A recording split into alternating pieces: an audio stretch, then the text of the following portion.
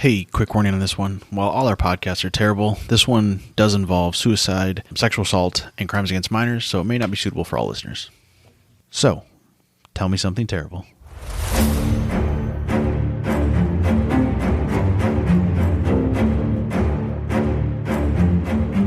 All right. We have 2 goals in this episode. Okay. No animal interruptions. Okay. As I punch the mic. And? No yawning. Godspeed. You can't mention it, Scott. You can't mention it. Rhymes with lawn. All right. You ready to start with some ASMR? Yep.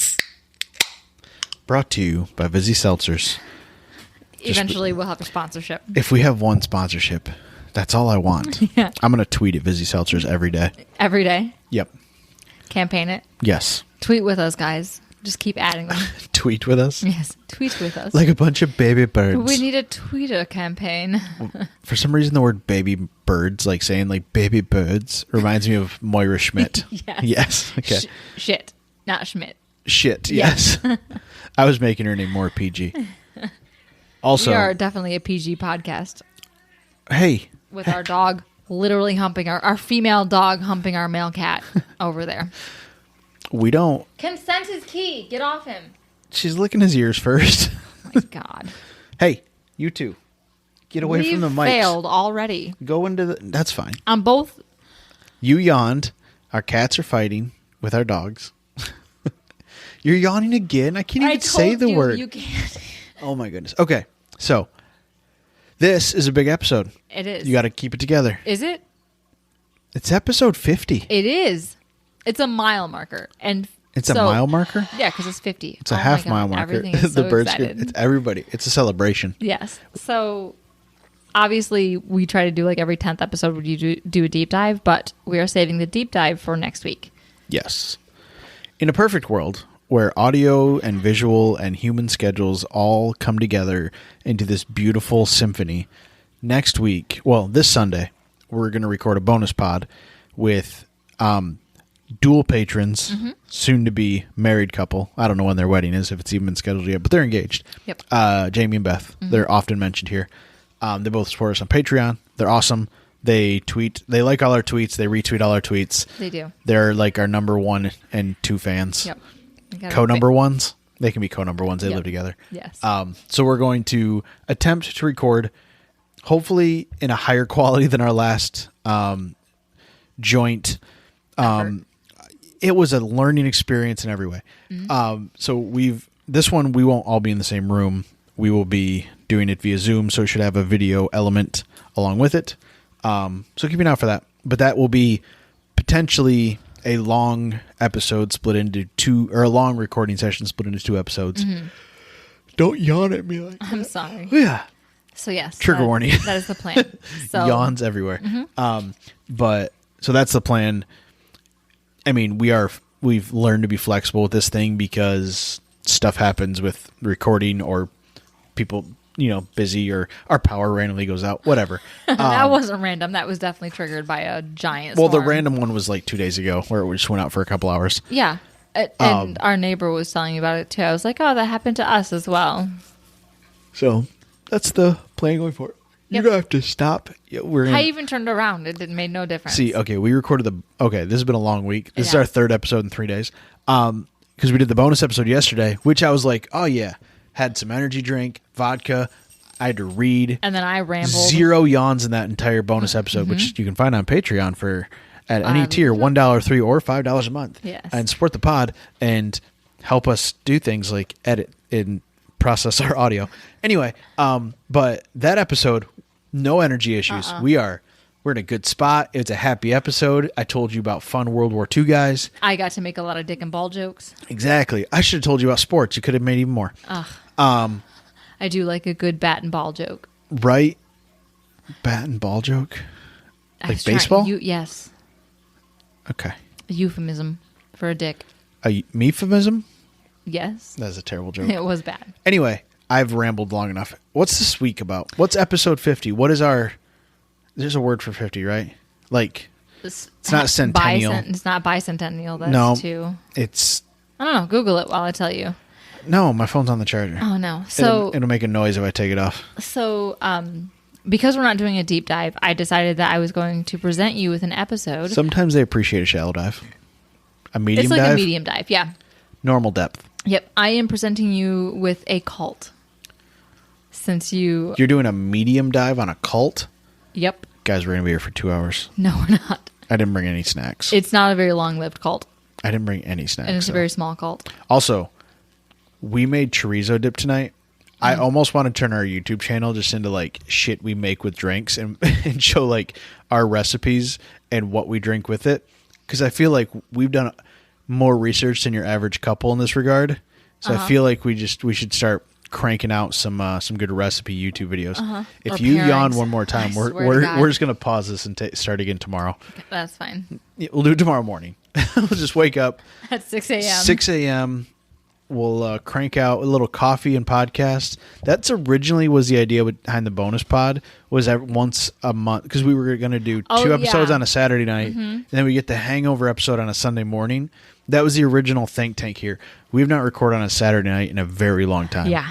Because procrastination. Yep. And life. Yep. And it's summertime and it's sunny until like at 9 o'clock. And also, who gives a shit? Fizzy Seltzer doesn't yet, so why should we? Exactly. So someday, if we're ever getting paid for this, boy, we'll be more enthusiastic. Not enthusiastic. I think we're enthusiastic. We'll be more timely about recording. We'll less actually procrastinating. yes, we'll have responsibilities. Also, Vizzy, the hint of blackberry lemon seltzer, trash. Your worst of the 8 we've tried. Garbage. It has a weird, like almost oily texture to it. That's the lemon. I think it's the acerola superfruit. I'll show your acerola superfruit. A roll of superfruit? Yep. Wow. Okay, so the cult I'm going to be telling you about, that nice segue. What? Professionals. It's a very small cult. It's a very new-ish cult, and it is broken up. So it is called Angel's Landing. Okay. Have you heard of it? Is that like a way you wax someone's pubic hair? No, that's just a landing strip. Okay. Yeah. No, not the same thing. We're going to start with a tragic accident that happened in late 2001. Oh, so this was recent cult. Yes. I feel like cult really thrived in the 60s. Yeah. Like maybe that's just like the Manson-y type vibe to it. But I was just surprised when you said 2000 anything. We'll get to it. Wheel? I mean, like, I have one on the docket that's literally may have ended this year. Oh. Yeah. That's fun. Yep. So let's pick it back up where they left off. There's probably some lost souls out there we can recruit. There are some people that look. We'll get to it. It's on my list. So. I'm Scott, by the way. Oh, hi. I'm Tiffany. I'm not going to say my name again. And you're listening to Tell Me Something Terrible. And you have been for like 10 minutes. I just kept waiting for you to start. I assumed you write that still. I don't. You might want to. I might. Just like have a template for your document that starts with, "Don't forget your name, lady." That's being nice. My ass would be like, "Don't forget your name, you dumb cunt." Because I have positive. Speaking of which, you started listening to that podcast. You're a big fan. I did. See you next Tuesday. I am a pretty big fan. Like CEE though, right? Yep. You as in the letter U next Tuesday. Yep. They're from Houston. Big fans. They do the first couple have been lady murders, but then they decided that the third episode, their cunt was not a woman, it was a dude.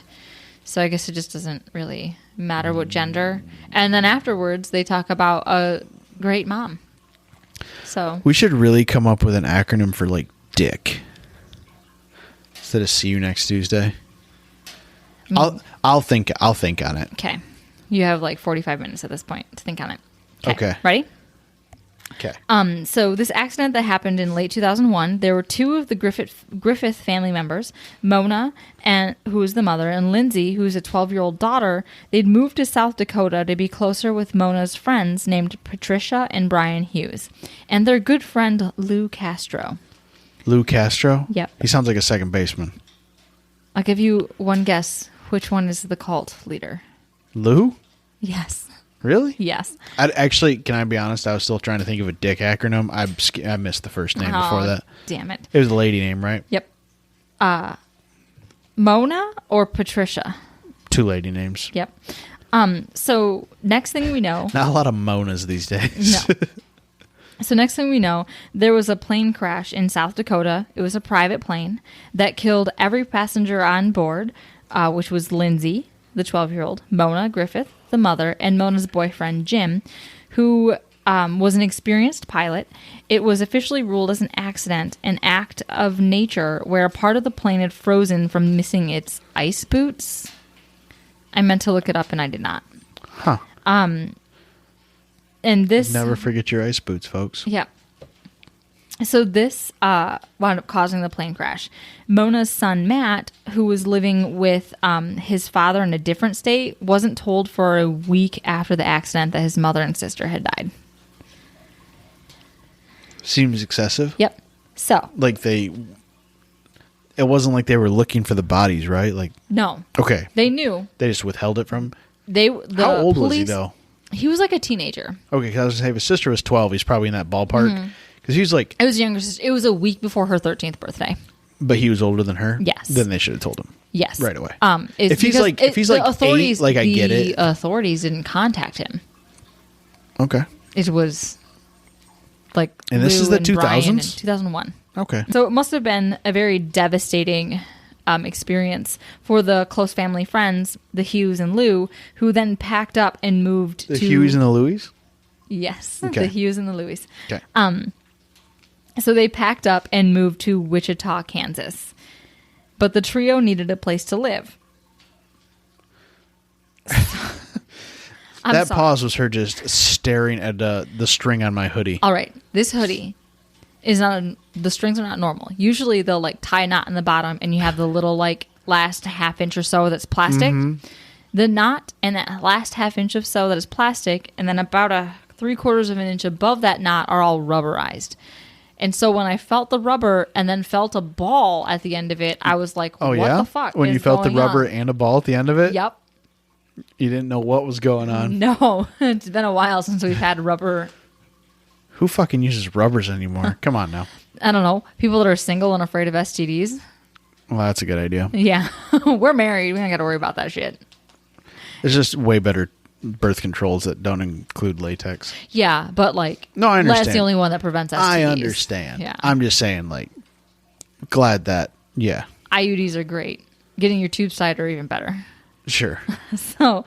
the moral of the story is condoms are terrible. Yeah. That's like what I was getting at. But if you need to, if you're single, protect yourself, maybe wear a condom. Yeah.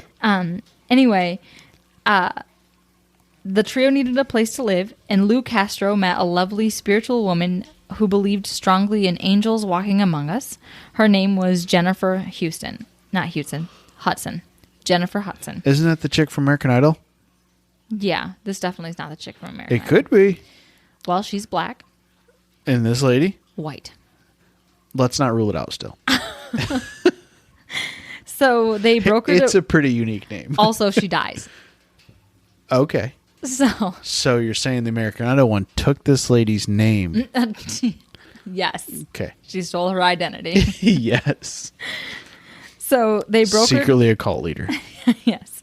So they brokered a real estate deal to purchase one house and 10 acres of land. So Jennifer was just finishing up a messy divorce and decided that the Hughes and Lou, the what'd you call them? The Huey Lewis in the News? Yeah, Huey Lewis in the News. Do you have any idea? Yes, it's a band. Mm-hmm. Okay. Yep. So they were amazing people, and that she should move close to. So she packed up her daughters, whose names were Emily and Sarah, and built a house right next door. The whitest names of 2001 ever. Yes. As someone who has a sister named Emily, or Sarah.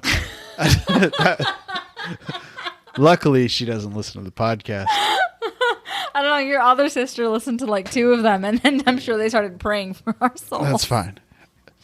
I did used to go to church with an Emily. Fun fact. Yeah. Andy's wife's name Emily. She listened to the podcast. You were really good friends with an Emily. Yes, exactly. Considering and these are all you went to school with her, and we spent an entire weekend with her down in Tennessee. Moral of the story: these are all white chicks in their 30s. Every one of these Emilys Yes, we've they mentioned. are. Yeah. So they wound up building a house right next door on the 10 acres property, and along with another close friend of the Hughes named Dave. And there was also like other members. They did interview a couple of them in the documentaries. Named Tom and John. No, I can't remember. Honestly, it might have been John. If you want me to be like, if I were to pull a name out of my ass.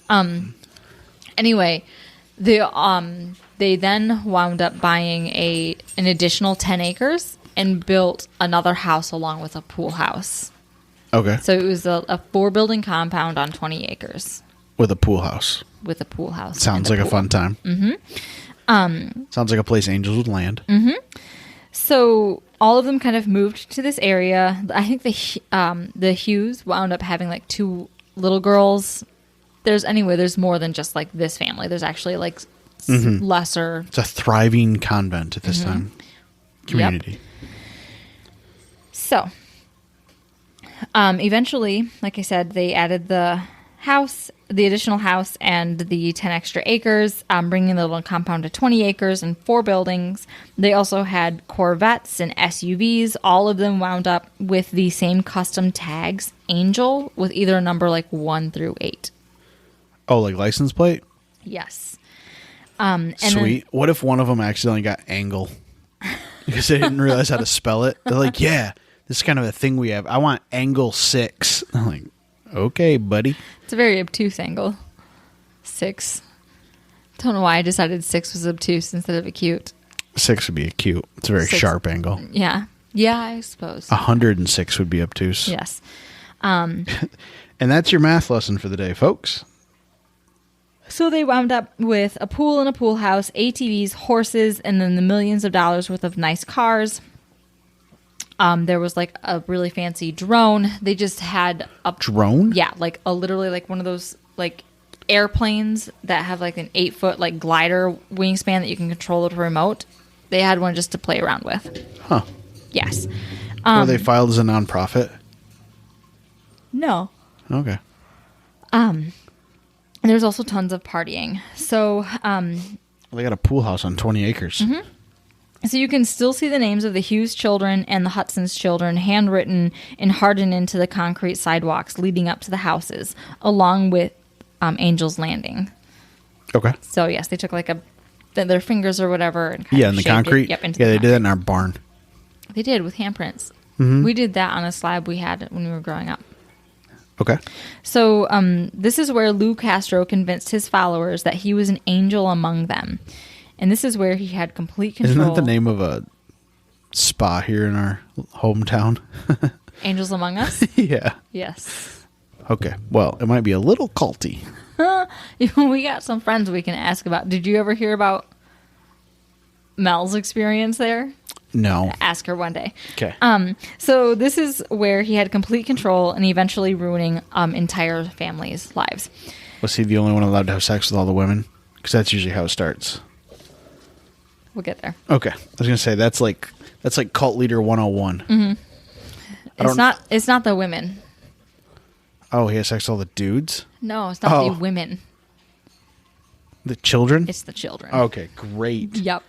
Super. Yep. I'm going to need snacks and more drinks. Yes. So when the members of Angel's Landing started showing up around town in their little, Wichita, with elaborate lifestyles, flashy cars, and no discernible source of income, Detective Ron Goodwin immediately became sus. Ron's fat and has a mustache, right? No. No? Mm-mm. No. You promise? I promise. He's very tall. He has a close cut, like crop military haircut. Yeah, camo? military.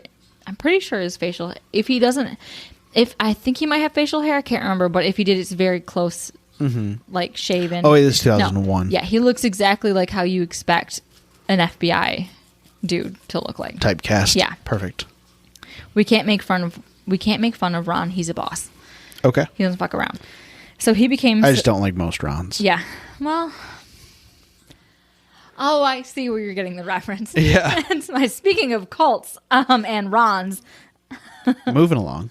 So anyway, at first he thought that the entire outfit was related to narcotics because how else would you explain copious amounts of income Yep. that kind of come out of nowhere. 20 acres. Yep. Yep. And then the first death in Wichita happened. The local police received a phone call from a distraught 11-year-old Emily Hudson in 2003. That's Jennifer's kid. It is Jennifer's kid. Look at me. Paying attention. Created a family tree in my brain. Yep. So after calling 911, Emily called her sister, Sarah, next, who was on her way to meet Lou at a car dealership. Patricia, normally, like most frequently known as Trish, as she was trying to rescue her 2-year-old daughter that fell into the pool, she'd slipped, fell, and hit her head and fell into the shallow end of the pool unconscious. She drowned. That's terrible. So when they pulled her from the water, she had a small bruise on her forehead, and it was ruled as an accidental death. And Ron became more sus. He's like, why'd somebody die? Yeah. Didn't believe it. So he started snooping around. He wanted to find out who this Lou Castro was and who all the members of Angel's Landings were. So Ron managed to find accounts, bank records, birth certificates, etc. for everyone except for Lou Castro. Well, he was an angel. No shit. They don't come out down with birth records. And they're all named Lou. Clearly. So how in 2003 does a person not have a single paper trail? They were born to a conservative family in a bathtub, and they thought they never needed a birth certificates. Like the ones in Brooklyn? Sure. Did you ever hear about that? Yes. Just outside of Brooklyn on Jefferson Road? Yes. Yeah. I know them. Vaguely. What? Yeah. Quick backstory. They found this family who had like teenage boys. None of them were recorded. None of them had birth certificates. None of them had social security numbers. Literally no record of the date. They had to find the women, the midwives that helped birth them to like be witness to them being alive. I met one of them. He came into the scrapyard. If we're thinking of the same person, my mom's friends with that lady that had all these children. He's in jail. Is he? Yes. He was arrested. And then they were all pissed off because the government used the eminent domain and took their property, and now there's an oil rig on it. Yep. Yeah. I'm sorry. You have to give me a minute to process. Yep. Your fucking mom knows this woman? Yeah, she's friends with her. I'm fine. It's fine. We're fine. How Church, yo. How did you find me? What went so wrong in your life where you were like, this bitch? I'm not saying I know the lady. Okay, but you I'm sorry.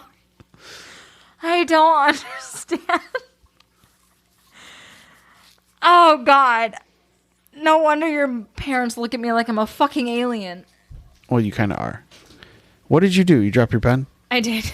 So, when you told me that, I was just in a state of shock. The buzz part of me wants to get more chorizo dip, but, like, the part of me that has to wear clothes tomorrow is like, you shouldn't get more chorizo dip. So, I'll just keep telling you horrible things. Yep. We need to get headsets so we can walk around and do this podcast. Yes. So, in 2006, another accident befell the Hughes. Brian Hugh, a safety-conscious diesel mechanic, was working on a friend's car back in South Dakota. Who calls their friend the safety-conscious one? The one that thinks that this was a suicide and not an accident. Framed. Yeah. So, after pulling himself under the car to make repairs, the jack slipped. Crushing Brian. Okay. He's in South Dakota. Seems unlikely. They're in Kansas. Big earthquake.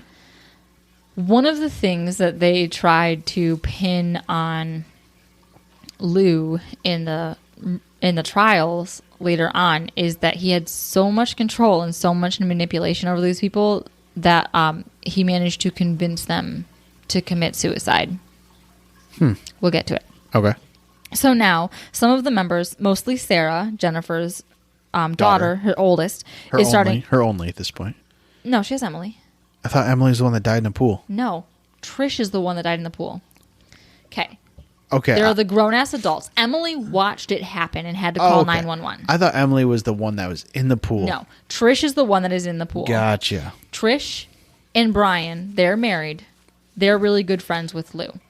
They were all really good friends with the people that died in the plane crash in 2001. Okay. Okay.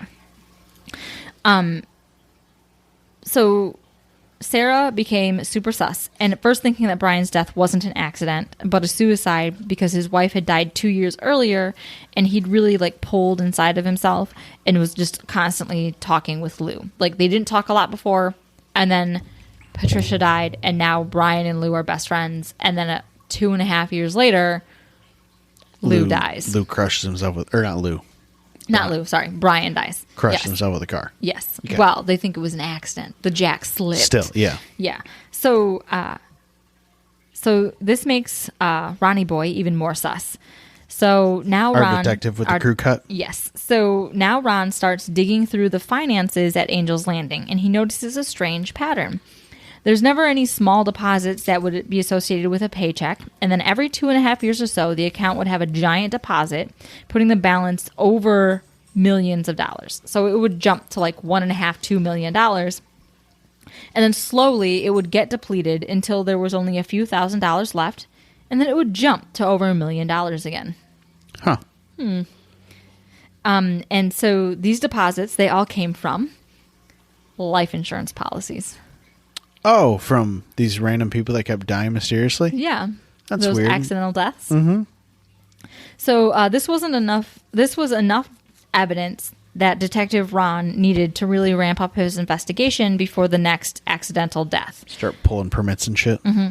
So it turns out, no, because every fucking building, every fucking car, everything that they have is in everybody else's name except for Ron's. Lou's. Jesus Christ. Sorry, Ron's the detective. It's because you said Ron and Colton, so that's where my brain went. Yeah. Everybody else's name except Lou doesn't for Lou's. exist. He's not of this planet. Of course not. He's an angel. Yep. So. Touched by an angle. So it turns out one person has an accident, and the policy is then paid out to the beneficiary, and then that beneficiary is the next one to have an accident. Oh. Convenient. Don't huh? sign up for that shit. If anybody wants to take a life insurance policy out on you, run.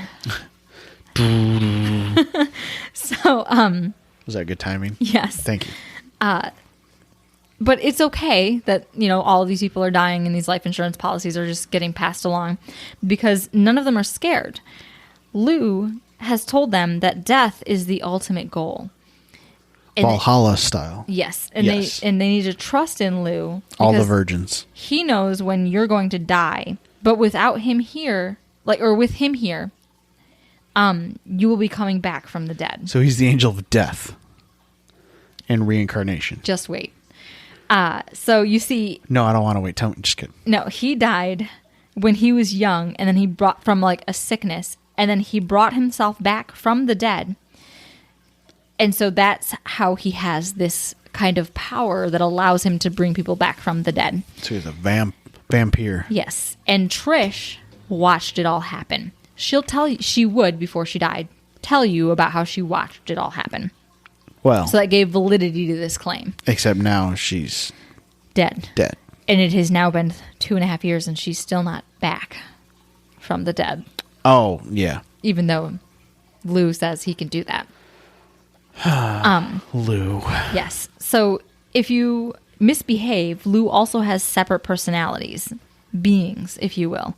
One is named Michael, one is named Daniel, and if you were doing something wrong or not doing something that Lou wanted you to do in the exact way that Lou said you needed to do it, Amber, the angel of death, will send you to purgatory. Nice. Yes. Is Amber supposed to be like a hell, like a brimfire like reference? I don't know. It's just one of his personalities that he can bring forth. It's kind of funny though if it is. Or like Amber instead of Ember. Yeah. Yeah. Yeah. Or like amber, like the glow of a fire. Yeah, I doubt this guy is that. Witty. Yeah. So after being threatened from the angel of death, this is when the sexual assaults start happening. The night Naturally. Yes. The night that she was told Amber would send her to purgatory, both Emily and Sarah were forced to sit naked on stools by the pool as punishment for bickering with each other. Sarah wouldn't stop crying, so Lou shot at her head with the gun that he was usually carrying on his side. He missed, and both bullets lodged into a drawer that was behind her. And then he proceeded to have them both walk naked to a nearby house where he sexually assaulted them. Okay. So in 2003, when Emily was 11, she had to call the police, and this is 2006 or 7 when this happens. Okay, so she's like barely like a teenager. Very young, yeah. Okay. And then we move on to Sarah.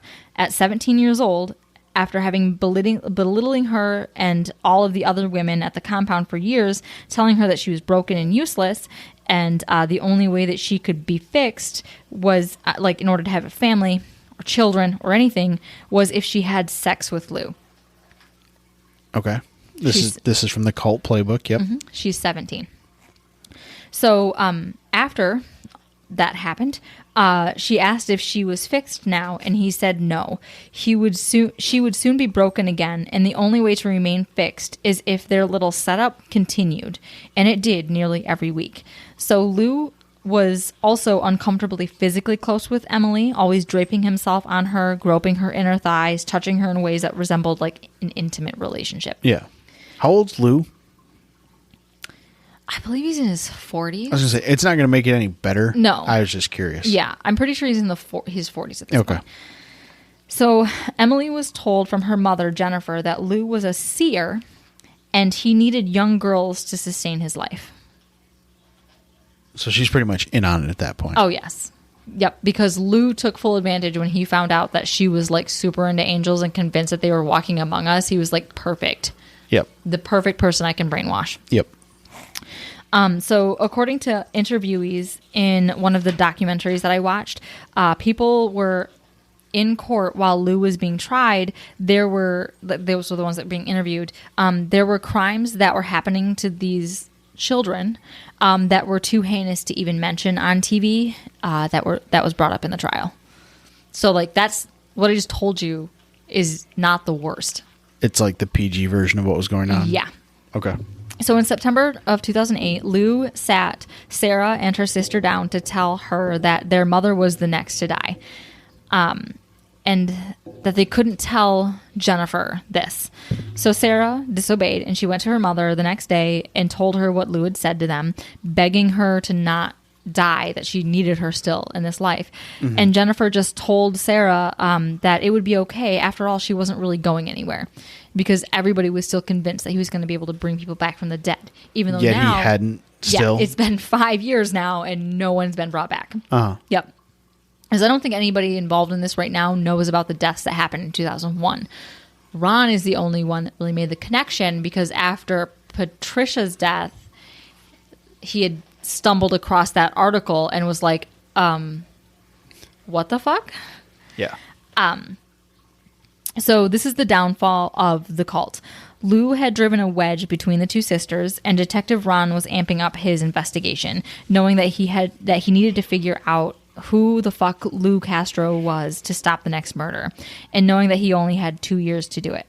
So he started following him more, trying to collect prints from trash, plates, and silverware from a restaurant that he eaten at, and it wound up all being proved useless. They couldn't get any good fingerprints off of any of it.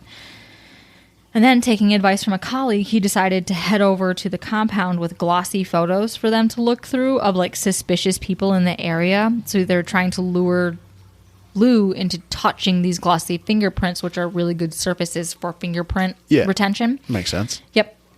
So this motherfucker took the packet of photos with only his palms, dumped the packet out on the pool table, and sifted through the photos using only his fingernails. So he knew. He knew. Yes. And he just glared at Ron the entire time. And so Ron left knowing that he had tipped Lou off. Okay. And at this point, he'd been investigating him since like 2001. Yeah. Yeah, like 1 or 2 since they came to Wichita. Like years and years and Yes. years. So Lou fled with all of his followers but Sarah, who stayed behind with her extremely supportive and also sus of Lou boyfriend named Dan. Well, Dan, who had the creeps from Lou from before, finally got the entire story from Sarah after Lou left. So after ruminating on all this information, Dan decided to send an email to the FBI.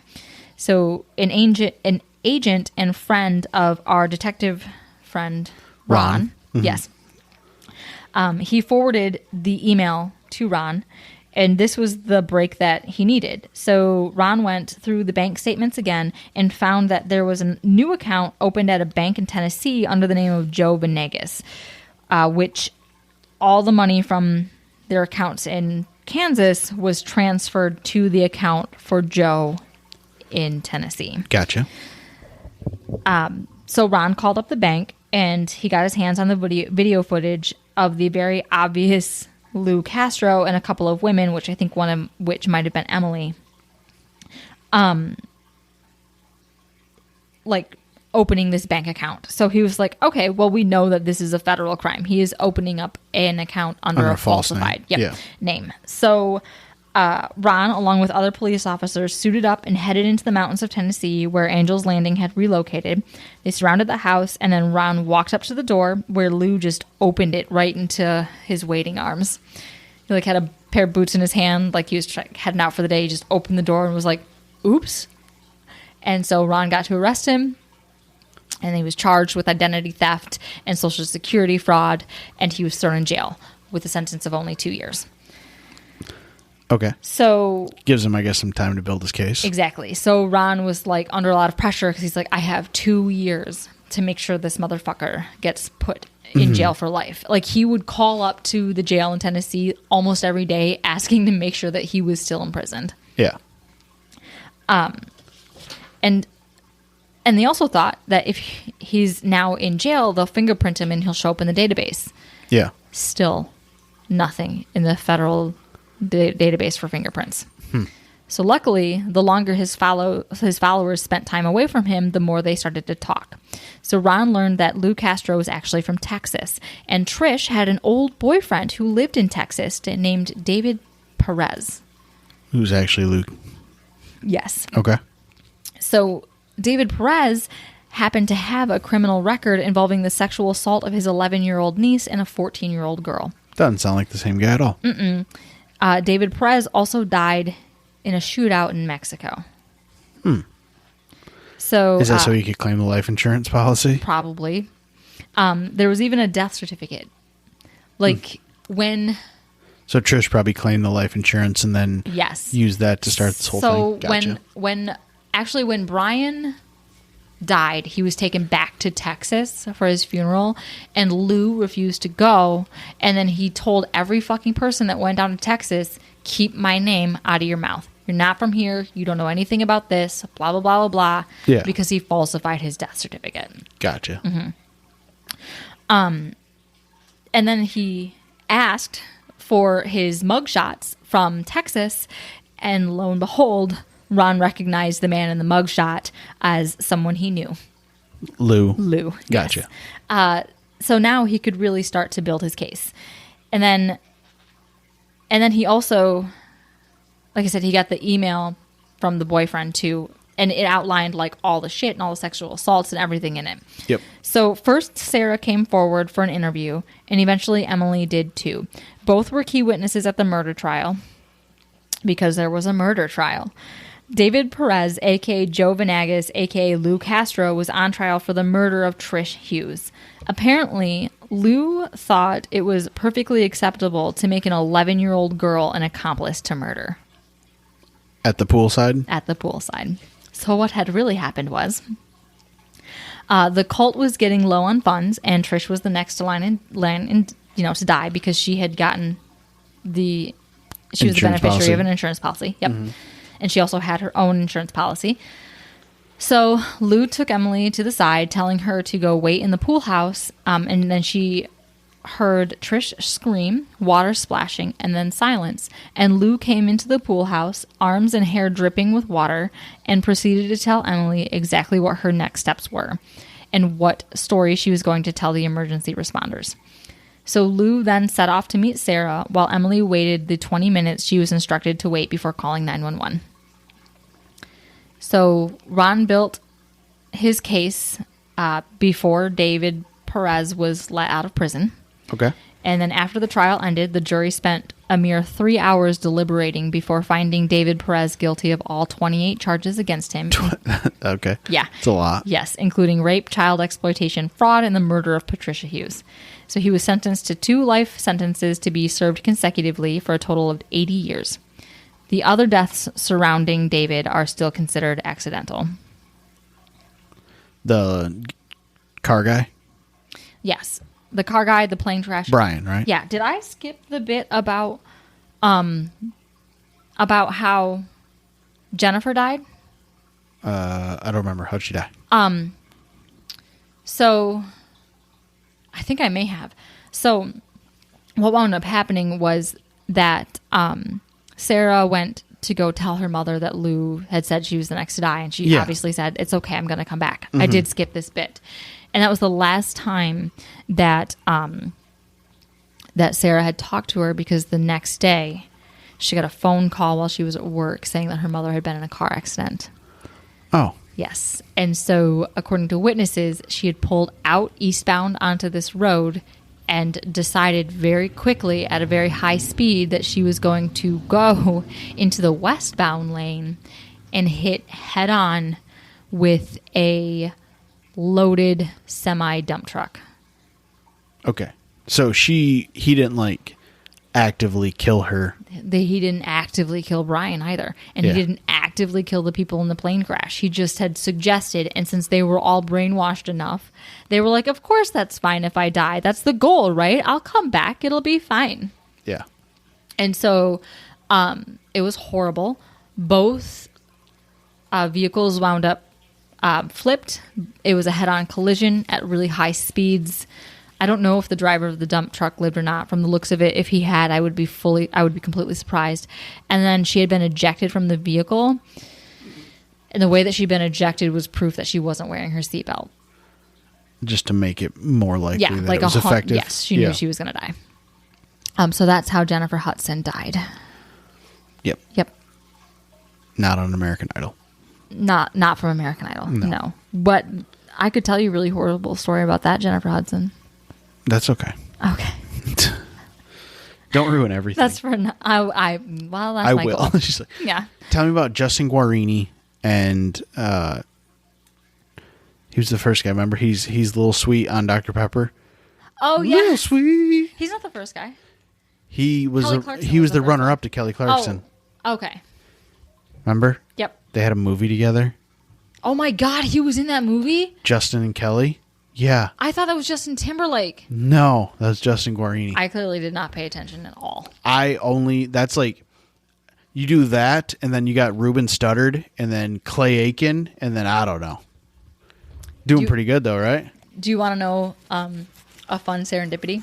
What's that? The first episode of See You Next Tuesday, their anti-cunt, as they called it, was Kelly Clarkson. Oh, yeah? And they mentioned that movie. Yeah? Mm-hmm. Nice. Yeah. Just bringing this whole thing full circle, yeah. Oh, warning, guys. I dropped the C word. I made it this far. We label all of our podcasts as explicit, even if we don't swear. Do you have sources? Or? Oh, yeah, sources. So I watched 2 documentaries. My Murder Story, Season 1, Episode 1, The Devil's Angels on the ID channel, and Deadly Cults, Angels Landing on Oxygen. And I read 2 articles directly from the Wichita Eagle. And I meant to put the titles, and I did not. Is that their paper there? Mm-hmm. The Wichita Eagle? Yep. And I even put colon marks. That's a dumb name for a paper. Can I just sorry, Wichita folk.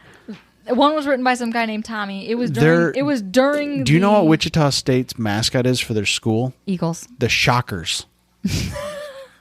Sorry. Guys, we've proven it's no big deal to change your name. So maybe change your name. No. I think they embraced it at this point. Oh, yeah? I mean, Arkansas has the Gamecocks. Come on now. Just embrace that Shocker lifestyle. You know what? I think it's technically like the Corn Shockers or something. It's not any better. Sure. It's not racist, and that's really all we ask. It might be. I don't know. I don't think so. Pretty sure the Redskins might be the last of it. Yeah, that's not a great one. Mm-mm. The Indians changed their name. Good for them. To the Guardians. Doesn't matter. Way better.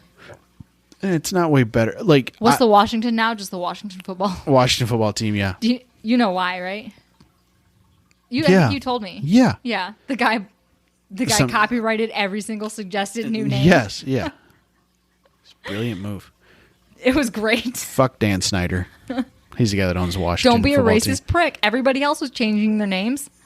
Yeah. Just change it. Yeah, and like It's literally like one of the most offensive things besides calling someone a red-skinned savage. Like, yeah, it's not a great name. no. It's horrible. But, alas, people are stupid and slow about things. That was a good simul sigh. It was. Do you want to end it on that? Yep. Okay. Thanks for listening. We made it to 50, guys. And we started this, 6 months ago? Was it? It was February-ish. Jesus Right? fucking Christ. So, 6-ish months, we'll be at 100. Look at us go. Right? Woo! Woo! That fly, dive bomb. Where the fuck did that fly even come from? Scott's Anyway. had a lot to drink. He has. And If you've made it this far. congrats. This one was, it wasn't super fun. It was heavy. It was like you had murder and things happening to children and all the things I hate pretty much. Like murders I can tolerate usually if it's adult on adult. But when you you're involving kids, that's just sad and hard to joke about. Yeah. The documentaries are really hard to watch, especially the one that was the episode 1, season 1, episode 1 that I already forgot the name of. Mm-hmm. Sarah met with the son of the family in South Dakota, the Griffiths. Uh-huh. And his sister was 12 years old, going on 13. Yeah. And so Sarah was talking about Emily, and he asked how old she was when she thinks that all of the sexual assaults had happened, and she said she's pretty confident it was 11. And so he broke down because he was fucking cool. Yeah. When he's got because a 12-year-old. his 12-year-old, his sister, So it was really hard. So if you need a palate cleanser, head on over to Patreon and listen to a fun episode. Because next week's not going to be any better. No, but we will have more people to... Next week is serial killers instead of a cult. And I feel like that's usually less... I'm not going to say it's easier. It's just murder. Oh, okay, cool. Let's just murder some people. Yeah, I mean, it's not sexual assault. No, but it'll be fun. And we're going to have 4 people on a podcast, which is the most we've ever had. And we'll see how it goes. Yep. So stay tuned. Yep. And if you listen to Tuesday and it's just the 2 of us, it's because things happened. And I'll try to do something lighthearted then. I've got a reserve topic in case things fall apart. So that's the plan. Okay. Wish us luck. It's a holiday weekend. Enjoy your weekend. Yeah. A 3-day one. And best news of this, tonight's Wednesday. I don't have to edit this tonight. Yay. That's an underestimated high point. Yeah. So that'll be tomorrow's project. Underappreciated, you mean? I don't know. I've had a few drinks. Go have a 7th busy. I don't know if it's that many, but I won't Yes, judge it you. is. Don't judge me, woman. I'm not. I'm just stating a fact. All right. Thanks for listening. Goodbye. Goodbye. Thanks for listening to our terrible podcast. You can find us on Apple Podcasts, Spotify, and Google Podcasts, or wherever you like to listen. Feel free to follow us on Twitter at TMSTpod. And if you'd like to support the show, you can find us on Patreon at Tell Me Something Terrible.